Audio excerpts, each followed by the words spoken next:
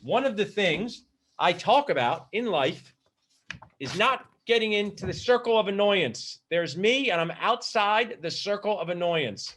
So what might annoy you? And what might annoy us is not having enough money for retirement, not investing wisely when we are baby age dentists, toddler age dentists, medium age dentists. So I'm thrilled to have Alan Donenfeld's key resource and sponsor from CityVest back with us, sharing a creative strategy that he's developed to help dentists invest, to take care and protect their most important asset, them, and to have more flexible decisions. It doesn't have to be just for dentists. It could be anyone out there. But Alan, thanks back for being here again. Orient us again what you guys do on a regular basis and how you help the dental community.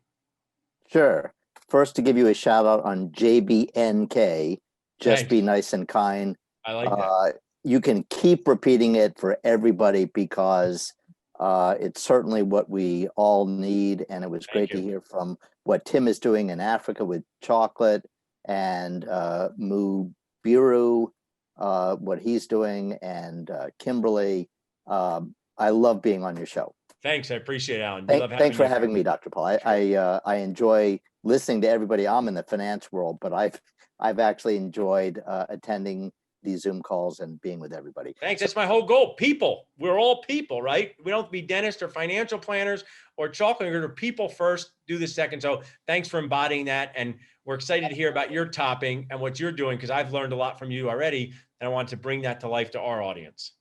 So I look out for people too, and that's why I love what you're doing. So what I found is that a lot of dentists didn't know what to do in investing, and they got sucked into investing in stocks through some financial advisor, and it just seemed to make sense, or they followed what James Cramer said on Mad Money, and they lost money. And so my mission has been to protect doctors to invest in the right kind of assets for a long-term financial plan.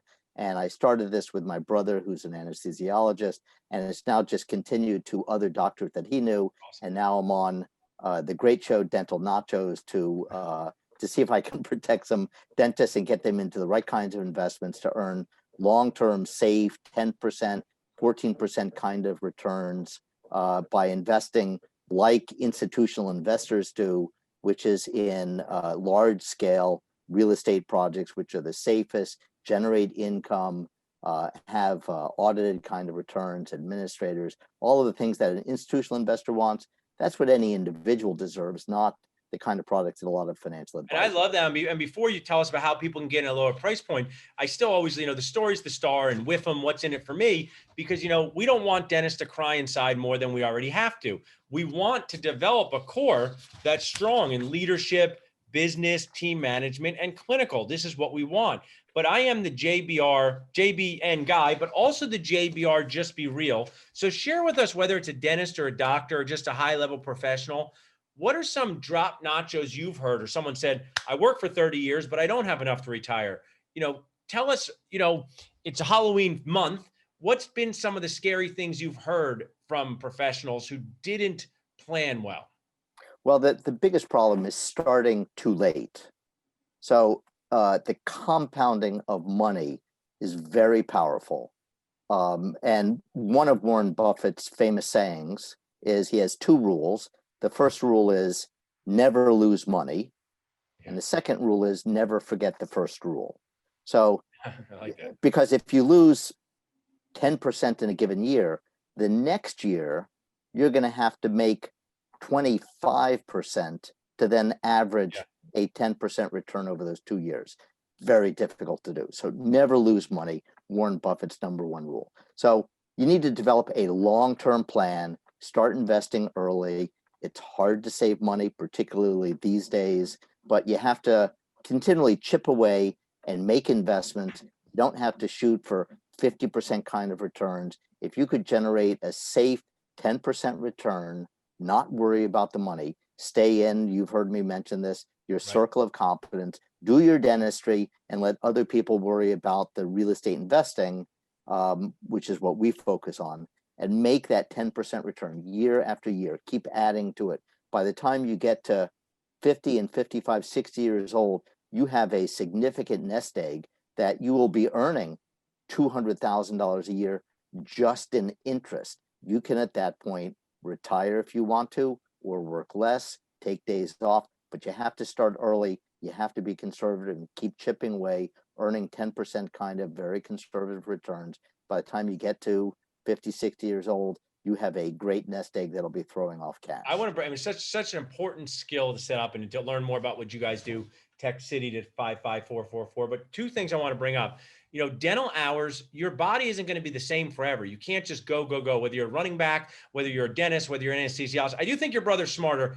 All of his patients are asleep. They never wake up and say, the color of this tube is not right. So he was smarter. Tell him that. But I work with dentists at the end of their career, and most of them are exhausted emotionally and partly physically. So you can't expect to work forever. So if I said, hey, I'm a medium-aged dentist and I have an extra $25,000, $50,000, $75,000, what's the minimum to get in with your group?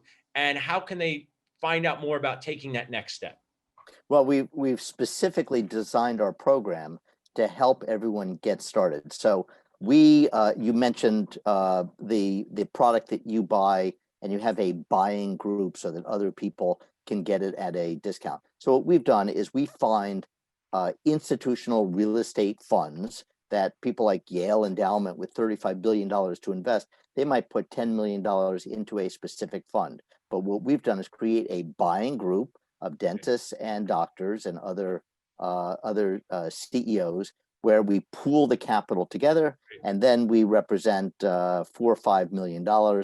We get access to that fund is the first hurdle that we have to achieve, and then we actually negotiate better terms because we are all of a sudden start representing larger amounts of capital. So the key is allowing dentists to put in just $25,000 as a starting point. We do waive our fees in the first year to make that return a little bit higher for all dentists. And so those two key things, we provide that access at $25,000, pool that capital together. We get better returns from a institutional fund.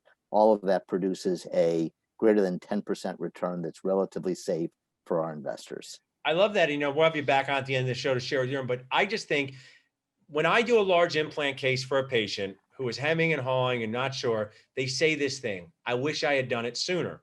When people get a CBCT from Kimberly Page, our sponsor, and they were hemming and hawing, they say, I wish I did this sooner. And I'm sure there's nothing more poignant and productive than when people say to you, hey, Alan, I should have done this sooner. But now's the time to not say you wish you did it sooner. Now's the time to move forward with momentum.